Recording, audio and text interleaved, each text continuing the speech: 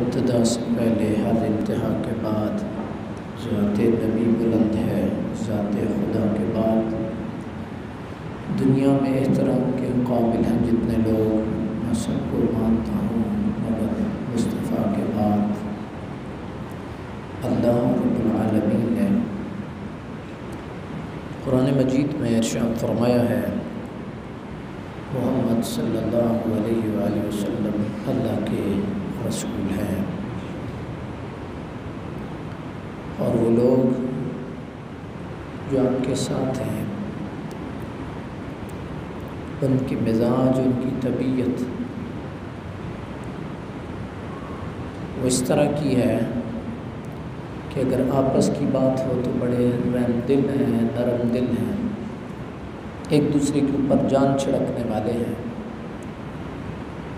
اور اگر اغیار کی بات ہو تو اشداء علی الکفار، کفار کے معاملے میں بڑے سخت ہیں، اور عبادات کی بات ہو تو تراہم رکعا سجدا یبتغون فضلا من اللہ ورضوانا، آپ ان کو رکوع کرتے ہوئے، سجدے کرتے ہوئے اور اللہ کی رضوان اور اللہ کی رضا تلاش کرتے ہوئے آپ ان کو دیکھ سکتے ہیں، اور ان کی عبادتوں کے اثر ان کے چہروں سے آیا ہے، سیماہم فی وجوہہم من اثر السجود، اور ایسے نیک لوگ، باکمال لوگ، ان کی صفات تورات و انجیل میں بھی بیان ہوئی ہے، اور اسلام کی مثال کزرع اخرج شطأہ فآزرہ فاستغلظ فاستوى على سوقه يعجب الزراع ليغيظ بهم الكفار۔ اسلام کی مثال اس کومپل کی سی ہے کہ جس طرح ایک کاشتکار ایک دانے کو زمین میں پھینکتا ہے، پھر وہ دانہ کومپل بن کے نکلتا ہے، پھر وہ ایک تناور پودا یا درخت بنتا ہے، اسی طریقے سے اس دین کے لیے محمد رسول اللہ صلی اللہ علیہ وآلہ وسلم نے محنت کی، مشقت کی، خون دیا، دیس سے پردیس مشقتیں جھیلی ہیں، تو اللہ رب العالمین نے اس کو پروان چڑھایا ہے، اور آپ نے دیکھا ہے کہ وہ دین جو فرد واحد سے تحریک چلی تھی دین اسلام کی، اللہ رب العالمین نے اس کو اکناف و اطراف عالم میں پھیلایا ہے، اور پھر اس کا وارث آپ کو اور مجھے بنایا ہے۔ برادران اسلام، عمل میں کمزوری ہو سکتی ہے، لیکن صاحب شریعت محمد الرسول اللہ صلی اللہ علیہ وآلہ وسلم کی ذات گرامی کے حوالے سے کوئی بھی بات وہ برداشت نہیں کی جا سکتی ہے۔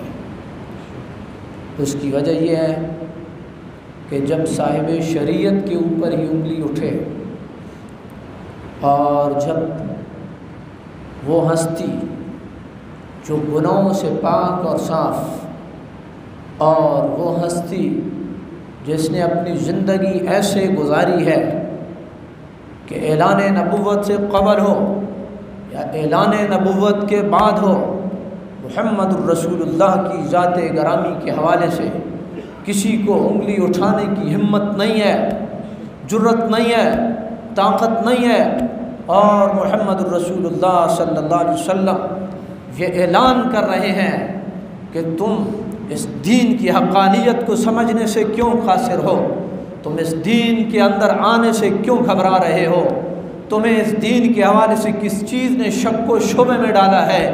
کیا میرا کردار، میری سیرت، میری صورت، میرا گفتار، میرا عمل تمہارے سامنے نہیں رہا ہے؟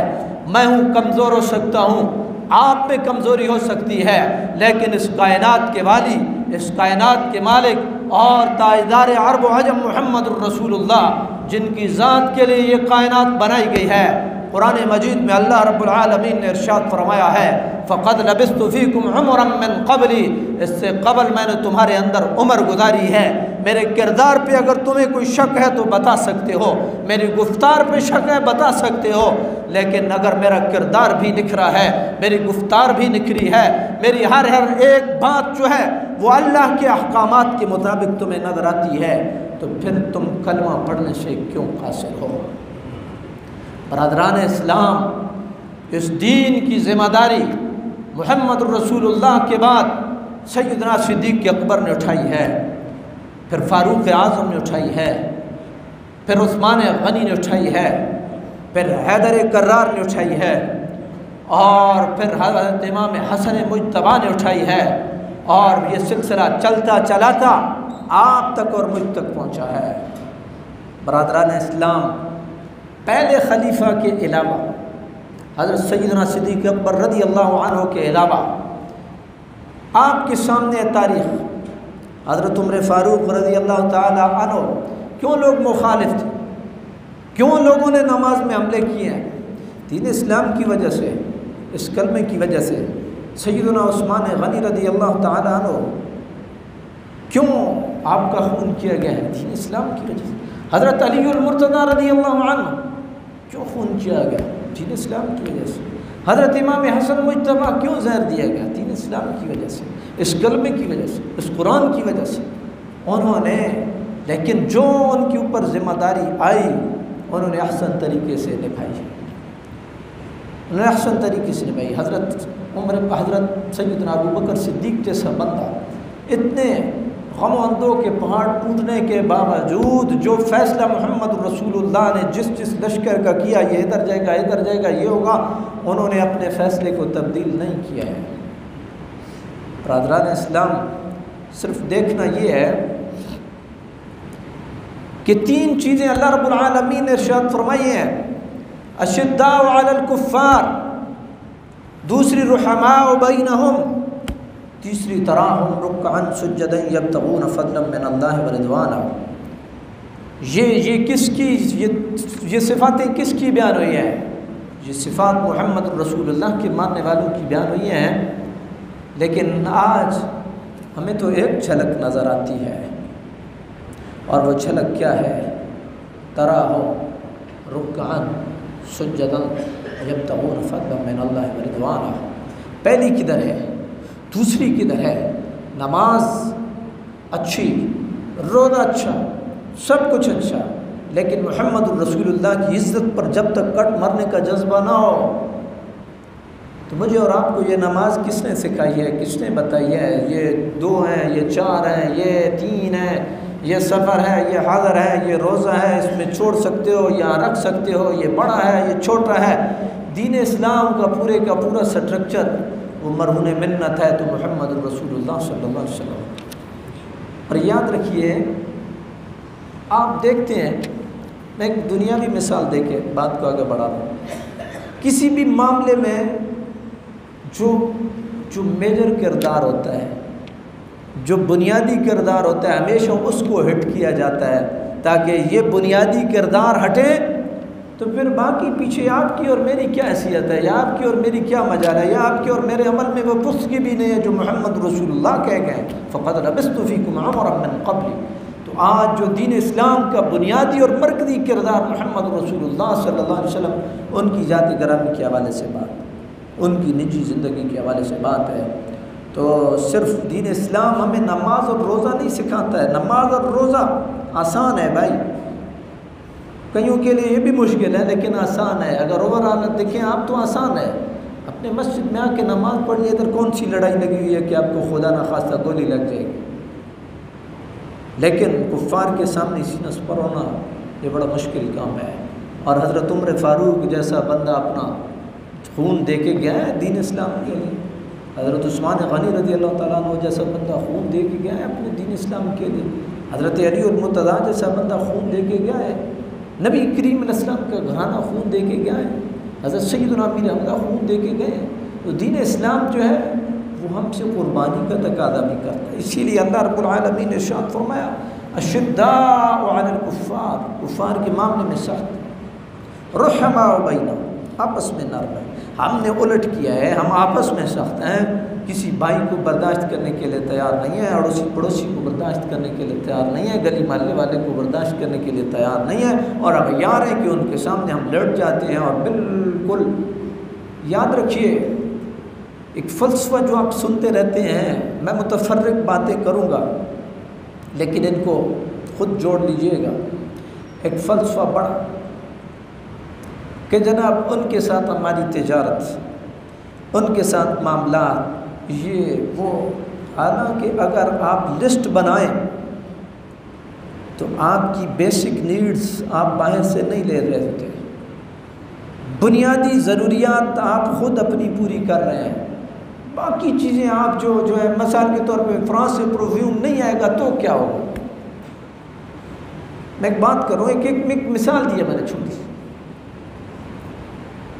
اور معیشت کے حوالے سے آپ نے دیکھا ہوگا، اور معیشت اگر باتوں سے سنورتی تو یہ جتنے ٹاک شوز ہوتے ہیں نا، ابھی آپ کی معیشت پتہ نہیں کہاں پہ ہوتی.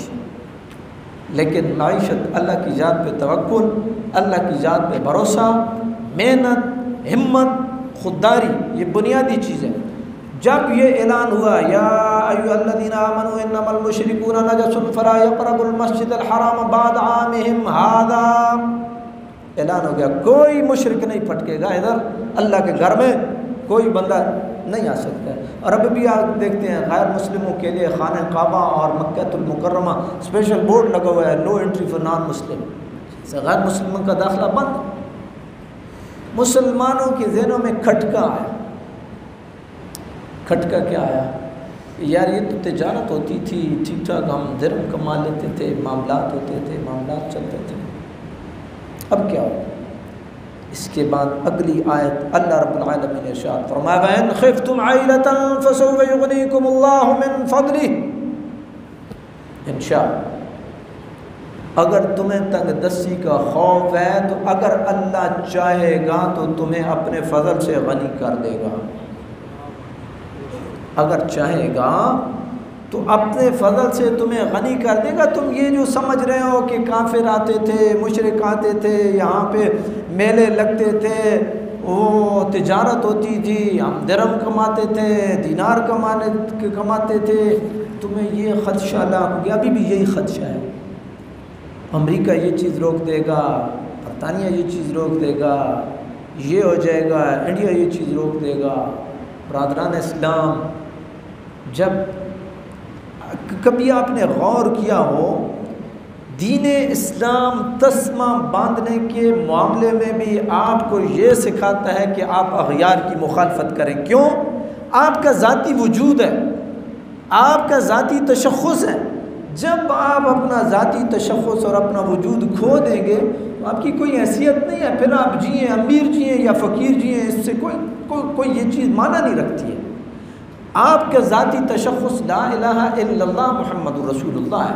اس ذاتی تشخص کے اوپر اگر آپ جئیں تو آپ کے کپڑوں پہ پیوند بھی لگا ہوگا تو آپ کی شناخت ہوگی یہ محمد رسول اللہ کا غلام ہے. اور اگر آپ کروڑوں اور اربوں میں جئیں اور آپ کا ذاتی تشخص نہ ہو، پتہ نہ چلے یہ مسلمان ہے کہ غیر مسلم ہے، ادھر آیا تو ادھر ہو گیا، ادھر آیا تو ادھر ہو گیا، یہ چیز کوئی معنی نہیں رکھتی ہے، کوئی حیثیت نہیں رکھتی ہے.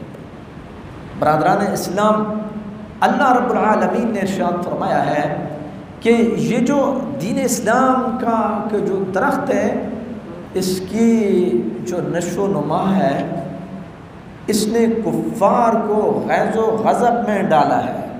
لیغیظ بہم الکفار، کفار کو غیظ و غضب میں ڈالا. اور ایک مقام پہ میں نے آپ کی گوش گزار کیا تھا، قرآن نے ارشاد فرمایا یا ایھا الذین آمنوا لا تتخذوا بطانۃ من دونکم اولیاء لا یألونکم خبالا قد بدت البغضاء من افواہہم وما تخفی صدورہم اکبر وَإِذَا خَلَوْا عَضُّوا عَلَيْكُمُ الْأَنَامِلَ مِنَ الْغَيْظِ. جب وہ اکیلے ہوتے ہیں تو وہ انگلیاں اور پورے رڑکتے ہیں، وہ کرتے ہیں کہ یار ان کا ہم رگڑا نکال دیں گے. اور تمہیں کیا ہو گیا کہ تم جو ہے، اللہ نے ارشاد فرمایا لا تتخذوا بطانۃ من دونکم اولیاء، اپنے اپنوں کے علاوہ کسی کو رازدار نہ بنا. وہ تمہیں برباد کرنے میں کوئی کسر نہیں چھوڑیں گے، تمہیں برباد کرنے میں کوئی کسر نہیں چھوڑیں گے۔ اور ان کی دشمنی قد بدت البغضاء من افواہہم، ان کی دشمنی ان کے منہ سے ظاہر ہے۔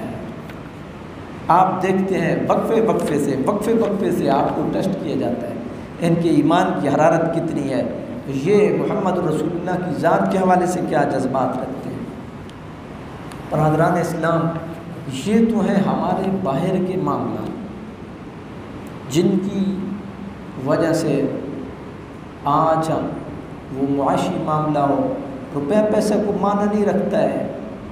یہاں حضرت ابو ذر غفاری جیسے بندے کا فقیر آدمی تھے، ممبروں پہ تذکرہ ہوتا ہے، کیوں تذکرہ ہوتا ہے کہ اللہ سے لو لگائیے، روپے پیسے کو معنی نہیں رکھتا ہے۔ ہمارے جو اندر کے معاملات ہیں وہ بھی ٹھیک نہیں ہیں۔ اور ایک حدیث پاک، اور میں بات کو سمیٹ رہا ہوں، آپ نے دیکھا ہوگا گرمی کی حدت، سخت قحط سالی اور جاں بلب ہو رہے لوگ۔ حدیث پاک میں آتا ہے جب یہ معاملات ہوں تو نبی کریم علیہ السلام کی حدیث ہے، لم ينقص المکیال والمیزان الا اخذوا بالسنین وشدت المؤونہ وجور السلطان علیہم ولم يمنعوا زکاة اموالہم الا منع المطر من السماء ولولا البہائم لم يمطروا،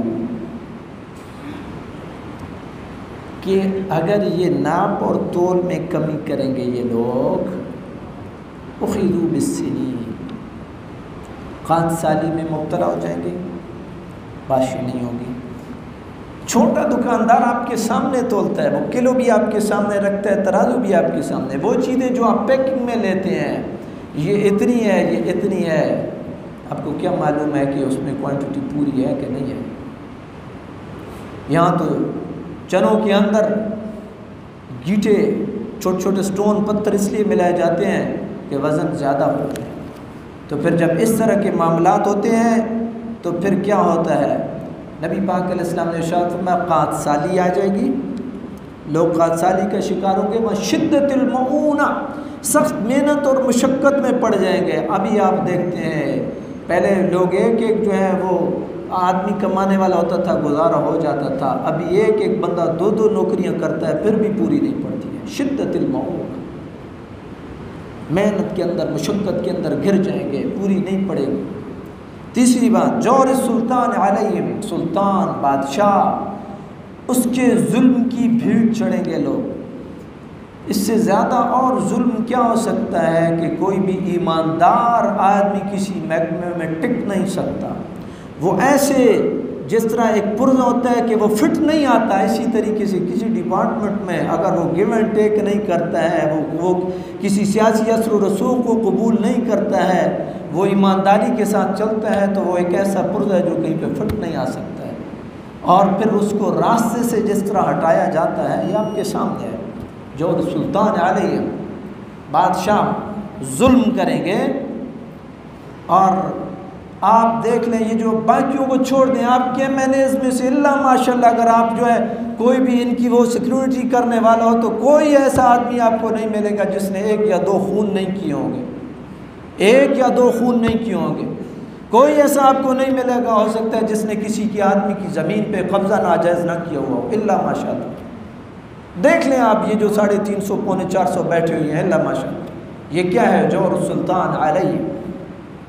دوسری بات، اگر لوگ زکوٰۃ دینے سے رکیں گے تو بارش نہیں ہوگی، الا منع المطر من السماء، آسمان بارش نہیں برسے۔ آپ نے اپنا ہاتھ روکا، رب نے رحمت روک لی ہے، بس بات ختم ہے، سمپل اصول ہے۔ آپ نے اپنا ہاتھ روکا، اس نے اوپر سے روک لیا بارش، اب آپ زور لگا لیں۔ تدبیریں تو آپ کی، ابھی دیکھیں نا تدبیر کیا ہوتی ہے جی، موٹر چلا لو، تدبیر کیا ہوتی ہے ٹینکر پھینکوا دو، تدبیر کیا ہوتی ہے جناب پیچھے سے سپلائی دے دو۔ لیکن میرا رب کہہ رہا ہے سورہ ملک کے اختتام پہ، قل ارأیتم ان اصبح ماؤکم غورا فمن یأتیکم بماء معین، بلند کر کے دیکھو پانی کی سطح کو، اگر ہم لے جائیں تو تمہیں کون ہے میٹھے پانی پلانے والا، کون ہے تمہیں؟ اللہ رب العالمین کے حبیب نے ارشاد فرمایا اگر یہ ولولا البہائم، اگر یہ جاندار نہ ہوں، یہ چڑیاں، یہ پکڑوں، یہ پرندے، یہ جاندار جنگلوں میں زندگی بسر کرنے والے یہ نہ ہوں، لم یمطروا، ان کے اوپر بارش نہ برسے، ان کے اوپر بارش نہ برسے۔ یہ جانداروں کی وجہ سے اللہ رب العالمین مہربانی فرماتا ہے۔ یہاں سے میں ایک اور بات آخری، آپ نے دیکھا ہوگا جنگلوں میں آگ لگتی ہے اور اس میں بنیادی دو وجوہات ہیں۔ کل اللہ تعالیٰ مہربانی فرمائے میرے گاؤں میں کلومیٹروں کے حساب سے آگ پھیلی۔ دو چیزیں ہوتی ہیں، بعض دفعہ بے وقوف آدمی جو سگریٹ پھینکتا ہے یا دیا سلائی جلا کے پھینکتا ہے، خشک گھاس کو لگتی ہے، طوفان جو ہے وہ پھر آگ کو آگے بولے کہ پھر آپ سے وہ نکابی میں نہیں آتی ہے۔ ایک تو یہ ہے۔ دوسرا، آج بھی ایسے لوگوں میں کنسپٹ موجود ہے کہ وہ آگ لگاتے ہیں کہ پرندے جلیں گے اور اللہ کی بارگاہ میں آؤ زاری کریں گے اور بارش ہوگی۔ یہ عقیدہ اتنا خطرناک ہے، اتنا غلط ہے، جس رب کے سامنے، اور یہ چلا کہاں سے؟ یہ چلا جو پرانے لوگ بیٹھے ہیں ان کو معلوم ہے۔ سکھ اور کراڑ جو ہے، جن کو ہندو اور سکھ آپ کہتے ہیں، وہ جب سخت کا سالی ہوتی تھی تو اونٹ کی دم کو آگ لگاتے تھے اور اونٹ جو ہے وہ چلاتا تھا اور بھاگتا تھا اور پھر وہ کہتے تھے بھی بارش ہو۔ تو پتہ نہیں وہ مکس کلچر کی وجہ سے کہیں خدا نہ خواستہ وہ چیز کہیں اس معاشرے میں بھی تو سرایت نہیں کر گئی ہے۔ اگر یہ کنسپٹ ہے تو یاد رکھیے یہ بہت بڑا غلط کنسپٹ ہے، اور خدا نہ خواستہ یہ اتنا بڑا ظلم ہے۔ اس میں جاندار ہیں، چرند ہیں، پرند ہیں، درخت ہیں، ہر چیز ہے، پتہ نہیں کتنے لوگوں کے گھر بیچ میں آ جاتے ہیں، جانیں ضائع ہو جاتی ہیں۔ بہت بڑا غلط کنسپٹ ہے۔ جس چیز کی ضرورت ہے، اگر آپ کو بارش چاہیے، حضرت نوح علیہ السلام بتا گئے فَقُلْتُ اسْتَغْفِرُوا رَبَّكُمْ إِنَّهُ كَانَ غَفَّارًا، اس کی بارگاہ میں توبہ استغفار کرو، وہ بڑا بخشنے والا ہے۔ يُرْسِلِ السَّمَاءَ عَلَيْكُمْ مِدْرَارًا وَيُمْدِدْكُمْ بِأَمْوَالٍ وَبَنِينَ وَيَجْعَلْ لَكُمْ جَنَّاتٍ وَيَجْعَلْ لَكُمْ أَنْهَارًا، وہ بارش بھی برسائے گا، وہ کھیتیاں بھی لہلہائے گا، وہ مال و دولت سے بھی تمہیں نوازے گا، اولاد کی نعمت سے بھی تمہیں نوازے گا۔ اگر تم نے بارش تمہیں چاہیے تو جنگلوں کو آگ نہ لگاؤ، یہ غلط جو تصورات پھیلے ہوئے ہیں ان کو مٹاؤ، ذہنوں سے نکالو، اور جو قرآنی تصور ہے اس کو سامنے لے کر کے آؤ۔ سورہ نوح ہے 29واں پارہ جو میں نے آج پڑھی ہے، سورہ نوح ہے، پڑھ کے دیکھ لیں۔ حضرت نوح علیہ السلام نے قوم کو جب منع کیا سیدھے ہو جاؤ، سیدھے ہو جاؤ، سیدھے ہو جاؤ، نہیں سیدھے ہوئے، جناب قوم پہ عذاب آیا۔ آپ نے انہیں ایک نسخہ بتایا، دیکھو اولاد چاہتے ہو، مال و دولت چاہتے ہو، تم یہ چاہتے ہو کھیتیاں لہلائیں، تم یہ چاہتے ہو اللہ مہربانی کرے اولاد ہو، باغات ہوں، سب کچھ ہو، تو اس کی بارگاہ میں جھکو، توبہ استغفار کرو۔ قُلْتُ اسْتَغْفِرُوا رَبَّكُمْ إِنَّهُ كَانَ غَفَّارًا يُرْسِلِ السَّمَاءَ عَلَيْكُمْ مِدْرَارًا وَيُمْدِدْكُمْ بِأَمْوَالٍ وَبَنِينَ وَيَجْعَلْ لَكُمْ جَنَّاتٍ وَيَجْعَلْ لَكُمْ أَنْهَارًا۔ برادران اسلام، آج بھی اجتماعی توبہ استغفار کی ضرورت ہے، اور جس شدت سے گرمی جا رہی ہے اور جس شدت سے معاملات چل رہے ہیں، صرف گرمی کی بات نہیں ہے، اور میں نے آپ کو بتایا تدبیریں دم توڑ جاتی ہیں۔ بھائی جب دانہ ہی نہیں ہوگا تو شہری کہاں سے لائے گا؟ جب پانی زیر زمین ہی نیچے چلا جائے گا تو کون کہاں سے ارینج کرے گا اور کون کہاں سے انتظام کرے گا؟ اس لیے بجائے اسباب کی طرف بھاگنے کے مسبب الاسباب کی طرف رجوع کریں، جس نے بڑا واضح ارشاد فرمایا قل ارائیتم من اصبح ماؤکم غورا فمن یأتیکم بماء معین۔ اللہ رب العالمین کی بارگاہ میں یہ دعا ہے، اللہ تعالیٰ کی ذات اپنا دست نگر رکھے اور ہمیں توبہ استغفار کی توفیق دے، اور ہماری توبہ استغفار کو قبول فرمائے، اور جو شدت معونت اور یہ جو جس حالات میں جن میں ہم پس رہے ہیں، اللہ تعالیٰ اپنی مہربانی فرمائے اور ہمیں اس مشقت سے بچائے اور اس شدت معونت سے بچائے۔ آمین۔ وآخر دعوانا ان الحمد للہ۔